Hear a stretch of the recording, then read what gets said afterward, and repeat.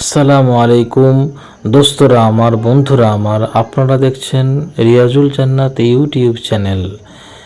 এখন আপনাদের সামনে একটি সুন্দর দোয়া নিয়ে এসেছি, তাসবিহ। আপনারা তিলাওয়াত করবেন, পড়বেন, খুবই ভালো লাগবে। এগুলো খুবই নেকি সওয়াব পাবেন আপনারা যদি এটি 100 বার পড়েন।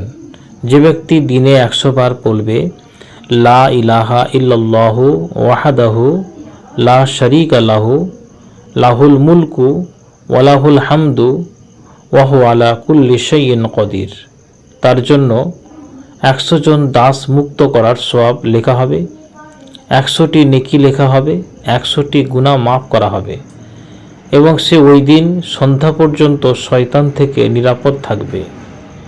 আর কেউ ততটা সওয়াব পাবে না যতক্ষণ না কেউ তার চেয়ে বেশি আমল করে।